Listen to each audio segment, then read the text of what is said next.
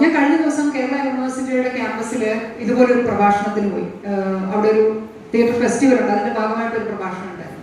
അവിടെ ഞാൻ ആവശ്യപ്പെട്ട ഒരു കാര്യം എന്താണെന്ന് വെച്ചാൽ, നിങ്ങൾ അടുത്ത വർഷം ഇതേപോലെ പിന്നെ ഫെസ്റ്റിവൽ നടത്തുന്ന തിയേറ്റർ ഫെസ്റ്റിവൽ നടത്തുന്ന സമയത്ത് നിങ്ങൾ ഇതിന്റെ മുഴുവൻ ചുമതല കുട്ടികളെ ഏൽപ്പിക്കും.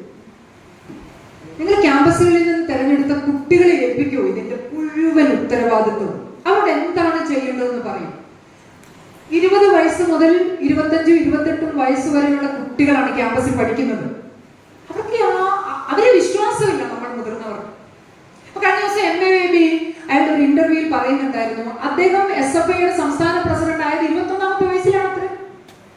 നമ്മൾ അത്ര പേര് 21 വയസ്സുള്ള ഒരു കുട്ടിയെ എന്തെങ്കിലും കാര്യപ്രാപ്തിയുള്ള ഒരാളാണെന്നും ഗൗരവത്തോടെ ഒരു വലിയ സംഗതി ഏറ്റെടുത്ത് പ്രവർത്തിക്കാൻ പറ്റുമെന്നുള്ള തരത്തിൽ അംഗീകരിക്കുന്ന എത്ര വീടുകളുണ്ട് നമ്മുടെ ഇടയിൽ, എത്ര പൊതു ഇടങ്ങളുണ്ട്, എത്ര അധികാര സ്ഥാപനങ്ങളുണ്ട്. മുതിർന്നവർ എങ്ങനെയാണ് നമ്മുടെ കുട്ടികളോട് ഇടപെടുന്നത്? അതൊരു വലിയ വിഷയമാണ്. ക്യാമ്പസുകൾ പണ്ട് സജീവമായിരുന്നെന്ന് പറഞ്ഞാൽ ക്യാമ്പസുകൾ സമൂഹത്തിന് നേർരേഖ കാണിച്ചിരുന്ന ഇടങ്ങളായിരുന്നു, പുതിയ ചിന്തകൾ കൊണ്ടുവന്നിരുന്നത്.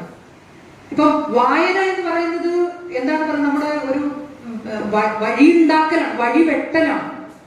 കേരളമാണ് ലോകത്തുണ്ടായിരുന്ന എല്ലാ പുസ്തകങ്ങളും ആദ്യം വായിക്കപ്പെട്ടിരുന്ന ഇടം എന്നുള്ള ഒരു വിരോധാഭാസമാണ്.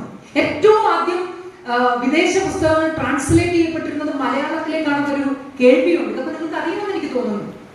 വിദേശ പുസ്തകം നമ്മളിവിടെ മലയാളികളെ വായിച്ചില്ലെങ്കിൽ നമുക്ക് നിഷയെ അറിയാം, സാർത്തിനെ അറിയാം,